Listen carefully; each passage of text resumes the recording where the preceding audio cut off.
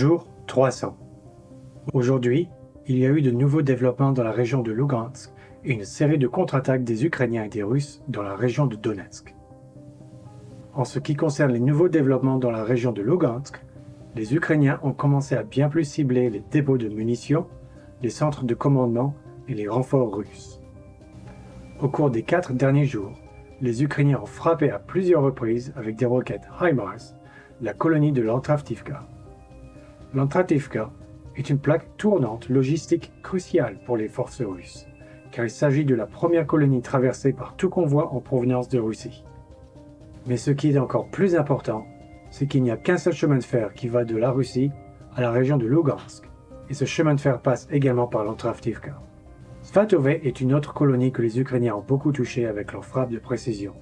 Les Ukrainiens ont récemment fait des progrès majeurs près de Svatove, effondrant la ligne de front d'environ 5 km à l'est. En ce moment, les Russes vivent une situation très difficile à Volodymyrivka et Zhukimivka, qui ne sont qu'à 10 à 15 km de Svatove.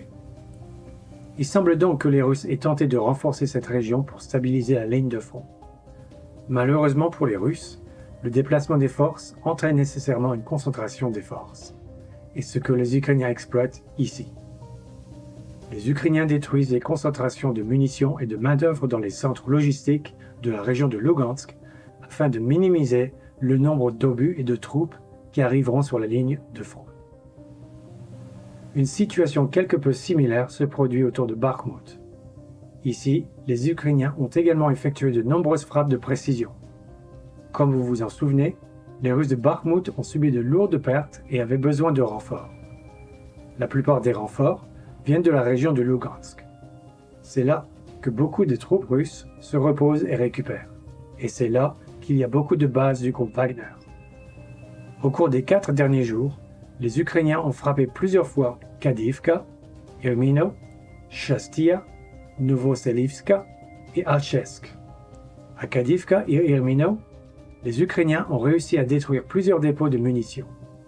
À Shastia, les Ukrainiens ont éliminé 16 militaires russes et détruit 12 pièces d'équipement.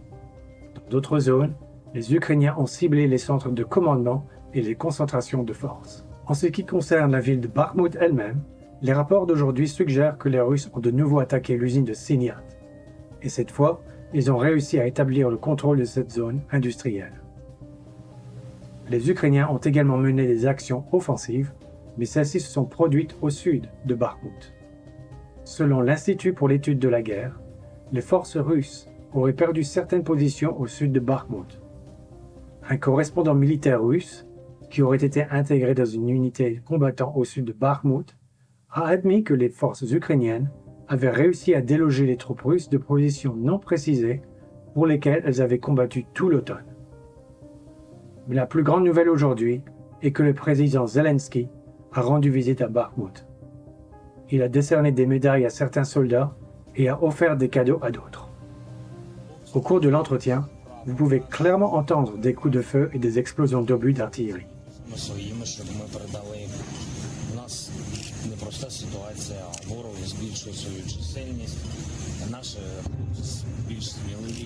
Une fois la visite connue du public, le chef de la compagnie militaire privée du groupe Wagner a également décidé de faire une vidéo sur le front. Il a montré comment il ordonnait de tirer sur Bakhmut avec de l'artillerie pour inviter Zelensky à venir parler. Entre-temps, une explosion s'est produite dans une autre ville logistique russe, Vley. Cette fois-ci, un véhicule a explosé près de Shonhar. Certaines sources disent qu'il s'agissait d'une attaque avec un missile, mais cela ressemble plus à un sabotage. Enfin, il y a eu une explosion massive sur le territoire de la Fédération de Russie. L'un des principaux gazoducs russes a explosé. Après l'explosion, un violent incendie s'est déclaré et la chaleur de l'incendie a été ressentie jusque dans le village voisin. Les responsables russes n'ont pas signalé la cause de l'explosion. Comme vous pouvez le constater, il s'agissait d'un pipeline très important. Les pipelines Nord Stream et ukrainiens étant inopérants, la Russie s'est appuyée sur le pipeline qui traverse la Biélorussie et aussi celui qui va vers la Turquie. Mais avec les explosions dans le district de Chersi, seul le biélorusse reste pleinement utilisé. Cette vidéo s'appuie sur le travail de Reporting from Ukraine.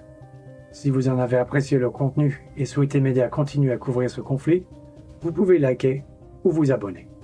À bientôt.